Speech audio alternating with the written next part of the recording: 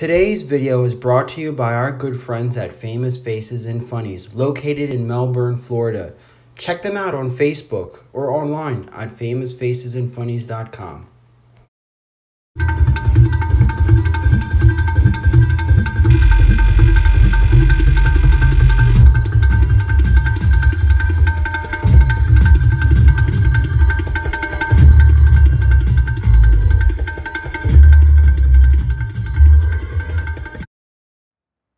And welcome to the exciting episode of Codename New to Vero 2. Hi, I'm your presenter, Shabu RU. I hope everybody had a great time this past weekend in Augusta, Georgia, attending GIJOE Fest. It's kind of ironic. I spent 9 months planning to go after missing the last GIJOE, and because of this move, that all had to go out the window. But thanks to a lot of your social media posts, you know what, that's the next best thing of tuning in and seeing what you all guys did up in Augusta. So here's to 2020.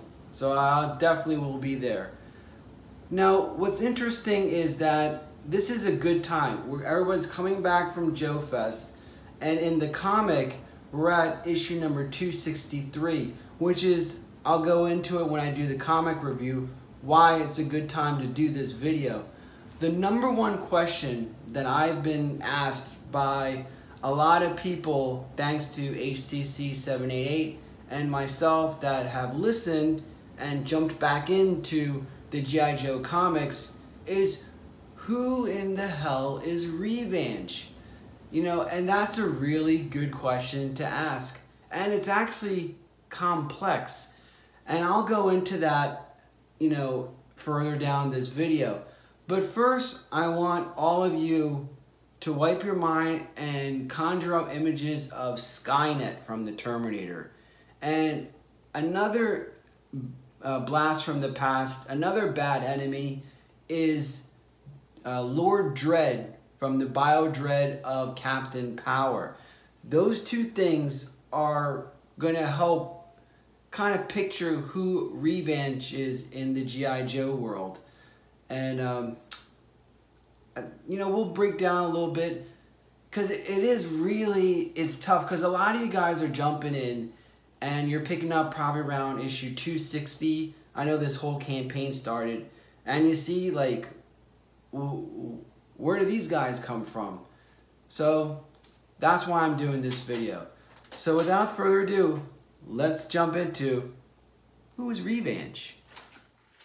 Like I said in the intro, let's conjure up images of both Skynet, you know, the adversary of the Terminator saga, and also Lord Dredd from Captain Power. I think if you are a Gen Xer and you remember those two things, it's going to help you a lot piece together who Revanche is going forward. The other thing is you need to differentiate what is the difference between a cyborg and an android. Now remember, a cyborg is a cybernetic organism, so they're a living being with robotic components, where an android is a robot that is designed to resemble a human being, like Arnold. Now before old school fans get turned away, now remember that back in issue number 3, robots were introduced in the G.I. Joe mythos. We had the robot that infiltrated the pit, like the famed Trojan horse story of ancient Greece. And also in 1986, we had the bats that were introduced and prominently featured in the Sunbow series. I think later also in Steel Brigade, they had, like, I don't know if they were cyborgs, because you would have Duke and Hawk wearing that armor suit, whatever they had, like Iron Man. And then there was also Robo Joe. So robots and cyborgs and G.I. Joe, as strange as it seems, are actually part of the mythos. So in order to get a better picture, let's go back in time. Issue 155 marked the end of the Marvel run, with G.I. Joe being decommissioned. We know that several years later, in 2008, IDW picked up the series. During the relaunch, we learned the Joe team was recommissioned due to Cobra going unchecked. So what was the point of decommissioning in the first place? My theory is Revanche.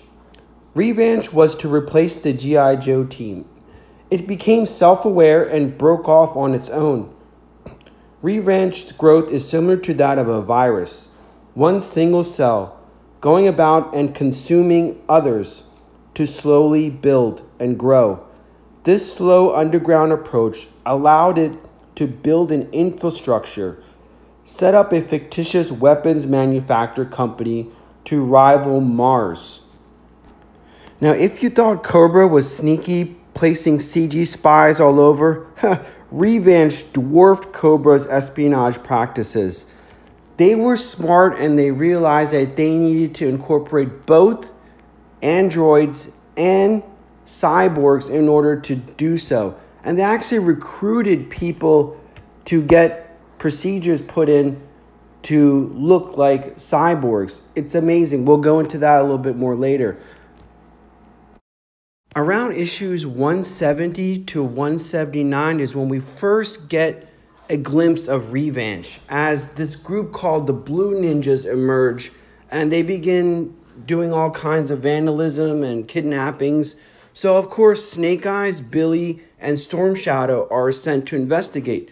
Hey, that's Ninjas is their department. In the process, Billy dies, being killed by one of the Blue Ninjas. I wanted to pause right here and give a special acknowledgement to one of the figures that rightfully belongs on the Mount Rushmore of G.I. Joe, along with Hama, Kurt Bazigian, Ron Rudat. Herb Trimpe sadly passed away in 2015. So this series from issue number 170 to about 179-ish are the last covers that would feature Herb Trimpe. So they're really special to me and any Joe fan to see a cover done by Herb. Now going back to our story, we know that Billy has died, and Storm Shadow and Snake Eyes know that the only way they could defeat this mysterious ninja clan is by asking Cobra Commander to join in their quest, because the only way they're able to defeat this if G.I. Joe and Cobra get together and destroy this common enemy. And the lengths of extent that Revanche has gone to infiltrate everything. I mean, from the governments to Cobra, they have CGs impersonating CGs. Isn't that nuts?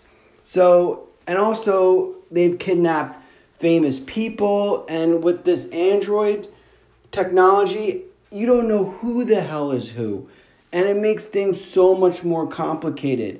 It wasn't until Snake Eyes and Storm Shadow visited a dojo in New Jersey where they actually met one of the quote-unquote students who turned out to be a Revanche cyborg.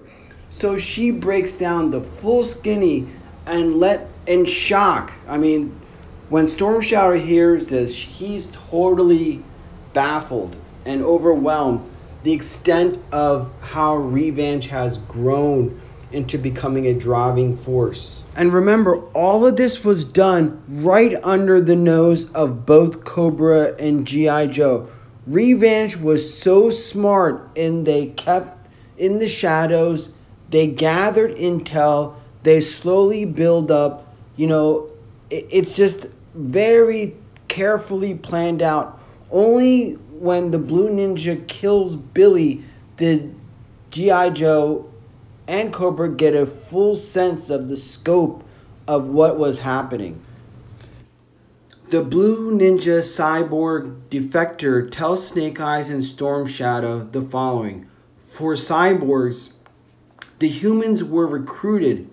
In this case, the recruiter promised her of unspeakable abilities to further her mastery of ninjutsu. She was blindfolded and kept in the dark of all the procedures that were being done to her. So each time she woke up, something new happened that she wasn't aware of. By the time these procedures were complete, whatever she wanted to learn was useless because they had turned her into a cyborg. And you see her ripping off her face and like a metal, skeleton like the Terminator is shown. She also goes on and says there are instances where her mind would go blank, and she later discovered that the reason why is because she was programmed to carry out without question all Revanche's orders to execute for a mission. Now, in this saga, 170 to 179, everybody is hell-bent on getting revenge for Billy's death. And it took, the combined force of G.I. Joe and Cobra to defeat Revanche. And in that process, Revanche went back under to reassess the situation. They realized that they're no match for the combined power of G.I. Joe and Cobra. So they, again, also identified that the biggest threat within those two is the Arashikage clan. And we saw that in the yearbook, how, one robot orders the other robot to go and assassinate the remainder of the Arashikage clan. When that went bad, as we saw in the yearbook, they went into plan B, and that's where we are right now. And that is, out of the 3 potential targets or enemies, Cobra, G.I. Joe, and Mars, they had to get control of one of them. So that's where Destro and the Baroness got lured into that Kansas cell, and basically Revanche just, boom, reprogrammed them. So now the odds are a little bit better, 2 versus 2. G.I. Joe has no idea what's going on, just like in the first time. So it's going to be interesting to see. Again, you have all the elements from Terminator, Captain Power. I also think it's kind of a cool spin at the end of issue 155 where a Ultron-like thing was created that went amok like Skynet, and we're at this situation right now.